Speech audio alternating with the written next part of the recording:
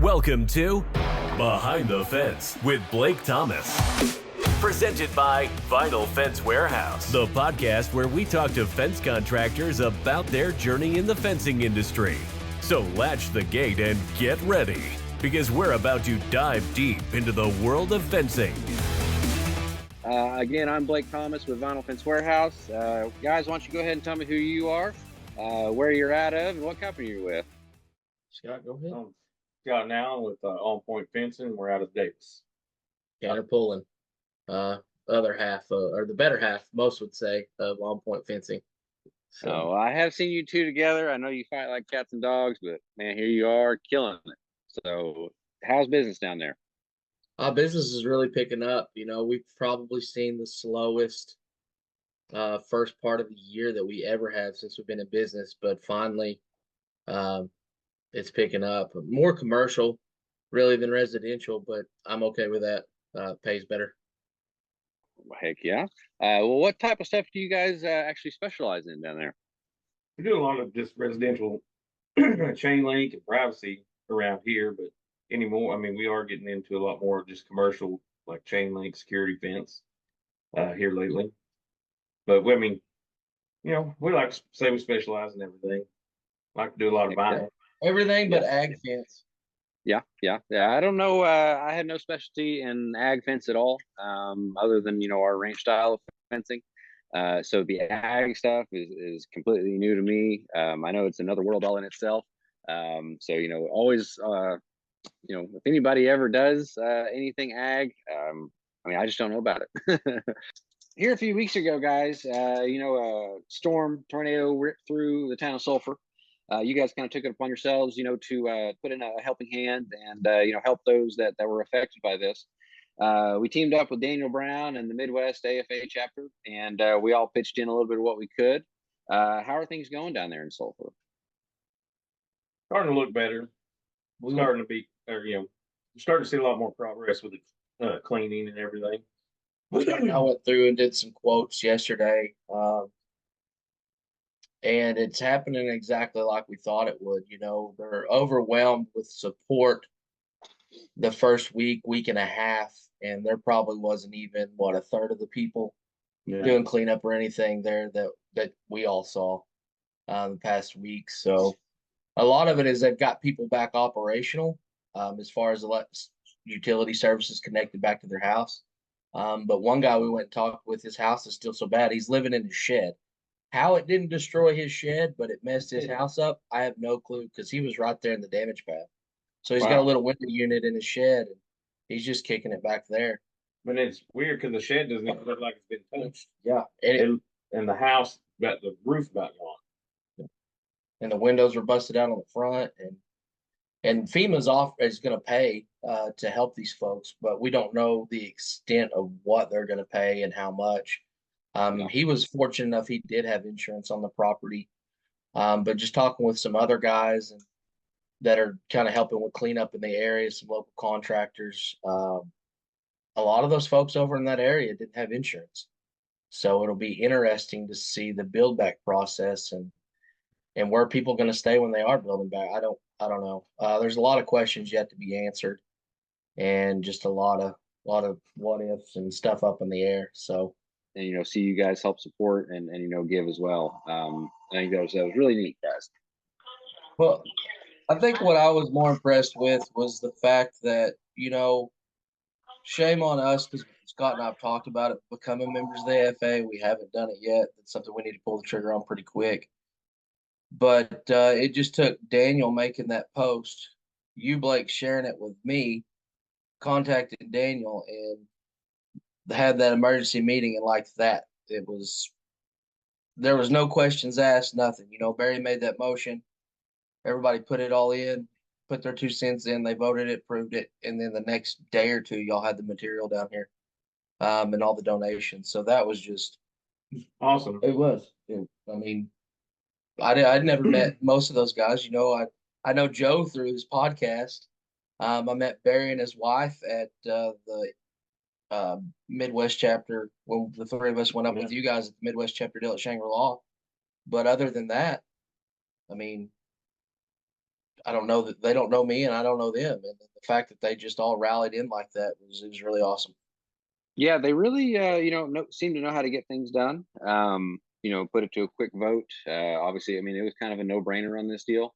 Everybody, knows at least somebody that has probably been affected, by something like this. And, Barry had actually, he's kind of, been around the AFA the longest, as far as I can tell, in this chapter. And he had kind of started to talk about a lot of other programs and ways that they had helped and stuff like that. So the way that the AFA gives back, it really is pretty tremendous. So you guys seem to be right in line with that. Seem to be a great fit. So for what it takes, to be a member, it's a very small investment, to be able to connect and do these types of things. Now, how'd you guys actually get your start? Obviously you guys are friends, been friends a long time. But why don't you kind of give us the run through of who On Point Fence is and how it started. Well, Scott and I, Neighbors.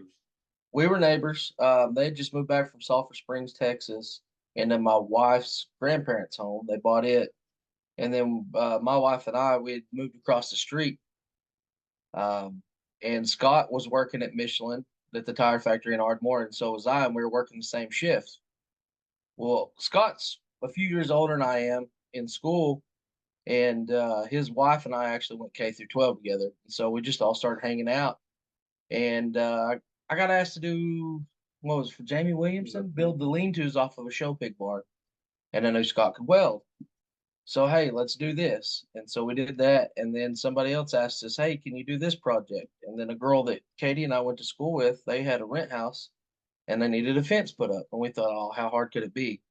And that was the first fence we put up was in Katie and I's 10-year reunion. So it would have been 2017. And one thing led to another, and it was like, what was it? On Point landscape and construction, then On Point fencing and lawn service, because we started mowing pretty much just anything we could do as a side hustle to make extra money. Because working at Michelin, technically you only work half the year, the way the shift rotation. So we had days off in the middle of the week. And yeah, we lost a big commercial mowing contract because they decided to start mowing it themselves. And we dropped off the lawn service and then just went fencing and haven't looked back. Well, heck yeah. I know you guys just got a location down there in Davis. We came down, put up some displays in front of your place. I mean, you guys keep making the correct moves here. So, keep building, keep pushing, keep digging, keep pounding. You guys are doing great. Now, how'd you actually get the name On Point? How'd you settle on that? Oh, well, it was over a beer on the back porch. It just sounded good. That's usually how the best ones start, isn't it? I want to say someone said, it's pretty on point. Yeah. And we said, well, there it is. It was Katie or Kristen. One of them said it, was looking at it, and they're like, man, that's on point. And there it was. And Very cool. Now, I had thought, really because of the dog that you have on the logo, that it was, had something to do with like a pointer dog or a hunting dog or something like that. So how'd you get the dog in there? Because he's pointing. We thought it looked cool. Yeah. I mean, that's it. The dog was on point. I don't know. I was just playing around in the early stages of logos, and I don't know. It just came up and we went with it.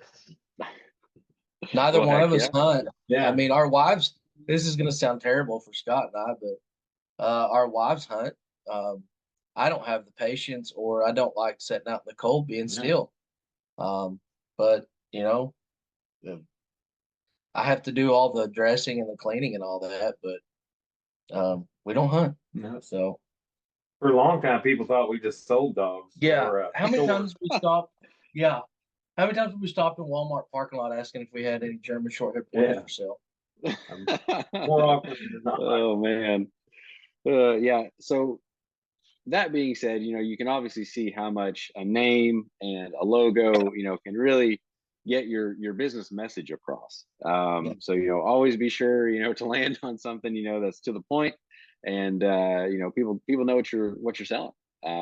So, I know we've seen you guys develop and, keep making these moves. I'm sure you'll continue to do that, guys. it's been exciting watching y'all grow. You guys have been customers of ours for a couple of years, friends for, about a year now. So definitely I appreciate, the effort that you guys put into your business, to be professional and to be a company, that is sought after and, has things that others don't. I think it speaks miles about, uh, somebody that started, drinking beer on the back porch. That's heck yeah. So, you guys said you've been in business since 2017, basically kind of starting part-time there. What would be one of your favorite fence installations that y'all get to do? Like our favorite day to day, or the most favorite fence we've ever built? What's a project that you guys have done that you've been like, man, that's the one that did it for us. That's the one that, we put up on social media and got a whole bunch of attention, or, one that made you, was a large enough job, that you were able to purchase that next piece of equipment and, really kind of start making some headway on growth, something like that. I know one that grabbed a lot of attention. It didn't get a lot after it because it was a very expensive way to build fence, but it was just a custom, all welded in. I don't even know what to say. Just We had some clients reach out to us that found us on social media. They just moved here from like Indiana, somewhere. They had a pool business and they sold it and moved down here because their son's in the rain. He's a reining horse trainer, so they wanted to be closer to him.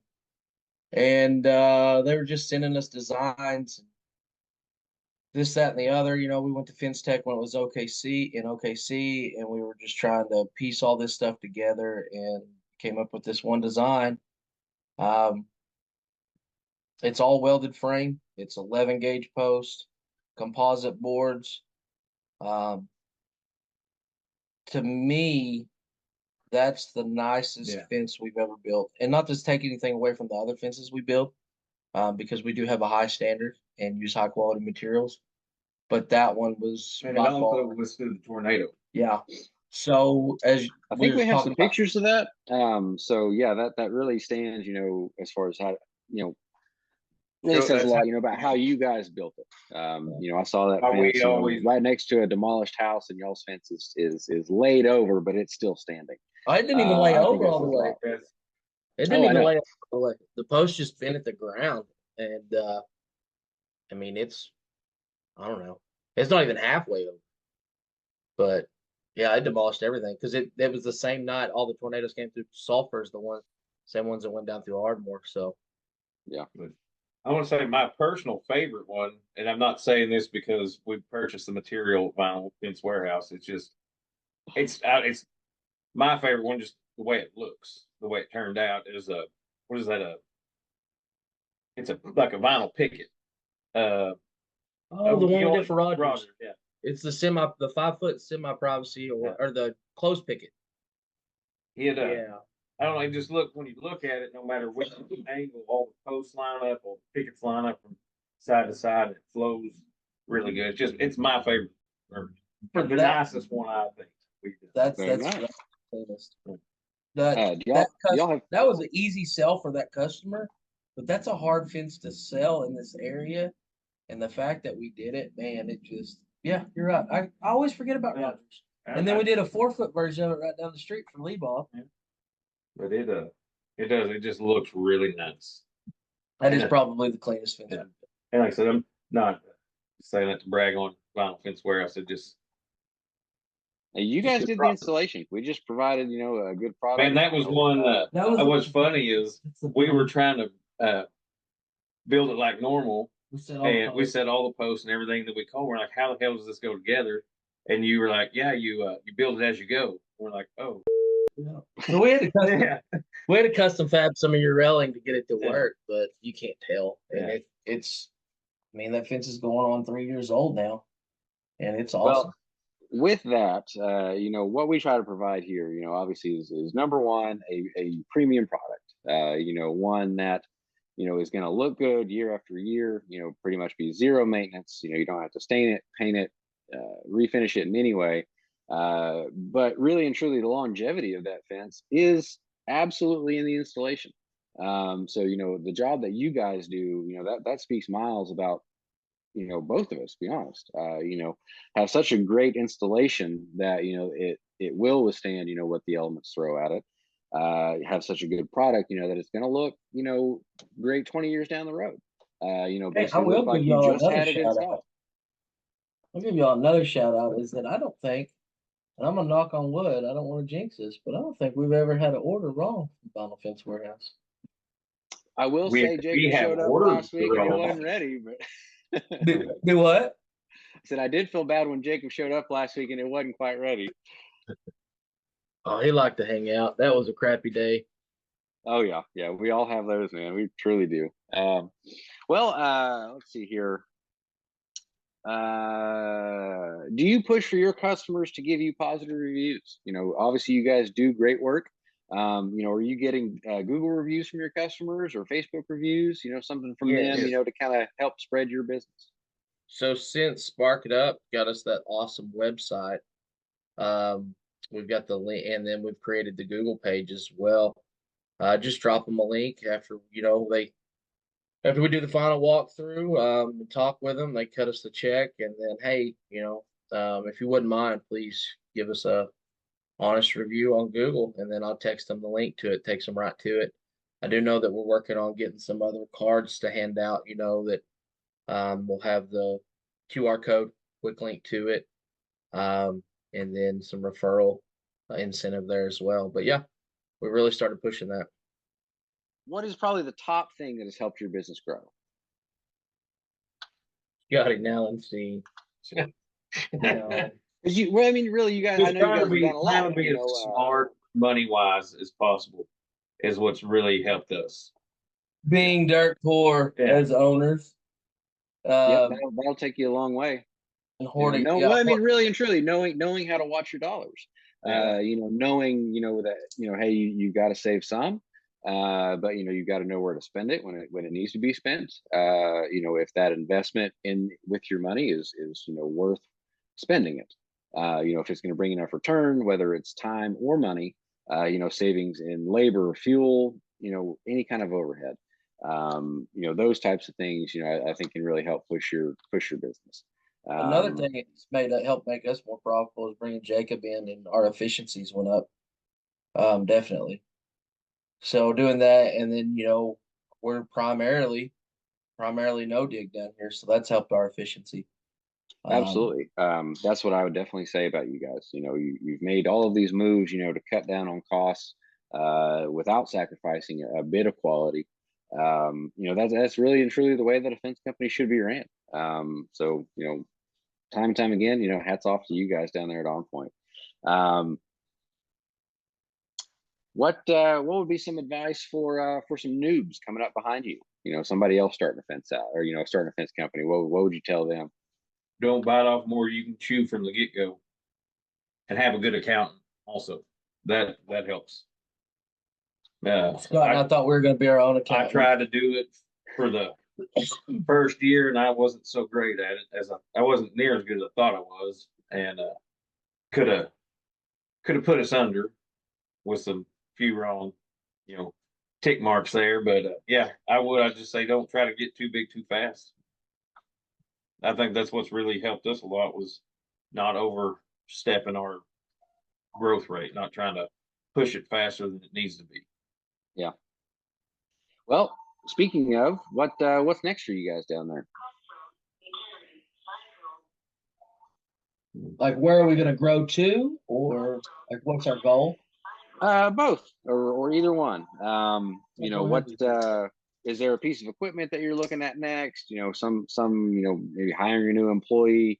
We're ordering a fence hog today. We're excited about that. Okay. Tell us what that is. So it's the commercial chain link stretcher. It goes on the front of the skid steer. Pull it out and then stretch it for you. We've got a 10-foot +1 security fence to do for the Chickasaw Nation down at Windstar. And so nobody wants to handle 10-foot security chain link. So got one of those we get to order today. We're pumped about that. And then a skid steer. Definitely need a skid steer. That'll be many. Yeah.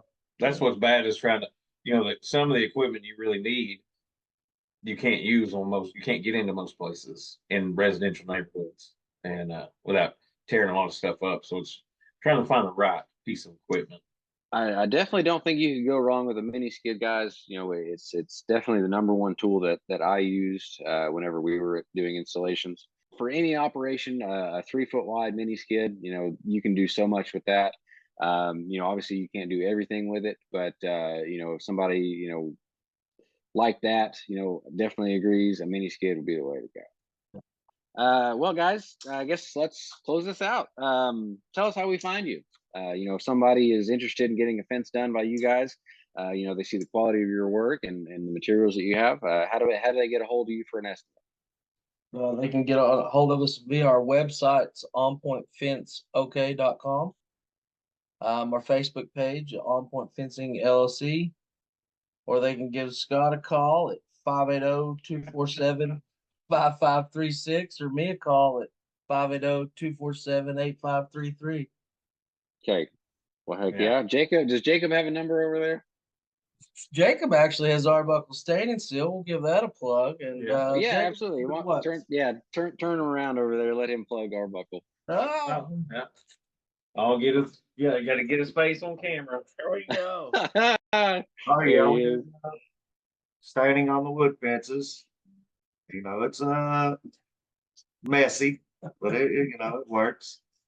My phone number is 580-369-0766. Arbuckle stainless steel. Arbuckle Stainless Steel. Jacob, appreciate you. Good seeing yeah. you, man. sir. Guys, well, I appreciate you taking the video call. I'll holler at y'all later. And Okay. let me know whenever you get that ranch job.